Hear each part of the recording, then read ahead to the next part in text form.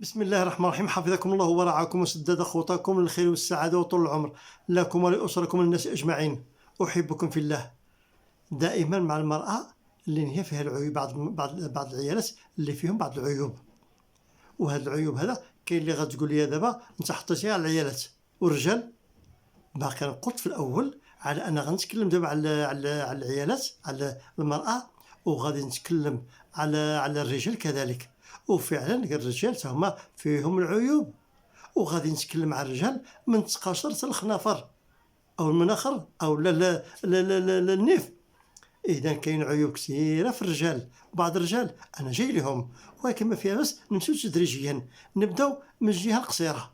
المهم اسمحوا لي سيداتي وبناتي، اسمحوا لي الله يرضى عليكم. المهم انا اللي غادي نقول الانسان الليله الاولى جاب العروسه ديالو، غادي يسعد مع راسو وغادي يعيش الحياه ديالو، ولكن تفاجأ ان غير النعاس، في النعاس المراه كتشخر الشخير، وكتعرفوا هذا المرض ديال الشخير تيكون عند الرجال وعند العيالات.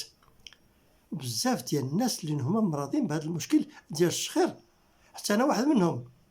انا بعض المرات تفيقني السيده ديالي كتقول لها راه قد المخدر راك ما مقادش راسك مزيان، تنشخر. ماشي نقول لك راه واش تيكون اما وراثي واما شي حاجه كتكون في المهم انا كما قلت هذا العيوب ديالنا كلنا.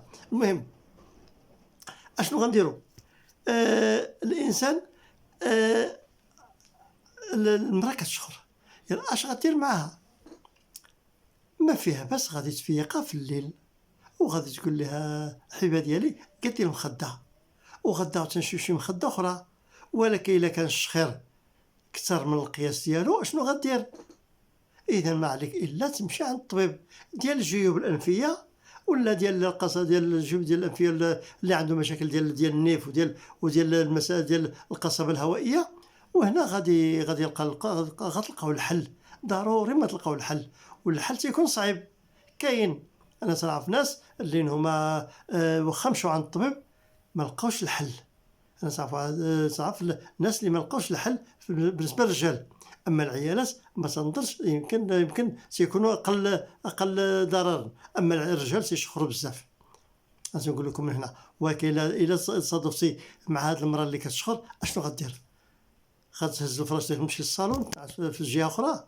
لا، غتصبر وغتبقى، حيت الحياه الزوجيه ما كتبغيش كل واحد ينعس في جهه، كل واحد ينعس في سميتو باش كل واحد يرتاح مع راسو وكل واحد يكون. لا، هذه اش كتسمى؟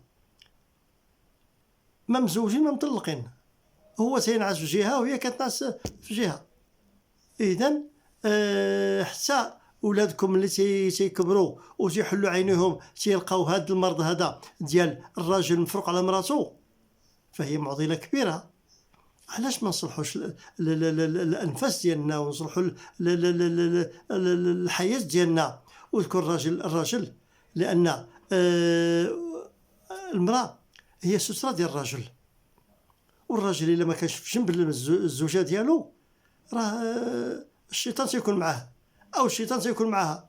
اذا هادشي اللي بغيت نتكلم معكم، ولكن بالتي احسن، بلا عنف، بلا تشا. ونتمنى لكم السعاده، والله يوفقكم والله يعاونكم والله يسعدكم. تنتمنى السعاده للجميع، وان شاء الله الرحمن الرحيم الحلقه الاخرى غادي نتكلم على شي حاجه اخرى اللي كتهم المراه، الا وهي الرائحه من البدن. اذا غنتكلم في الحلقه الجايه ان شاء الله. السلام عليكم ورحمه الله وبركاته. الله يسعدكم.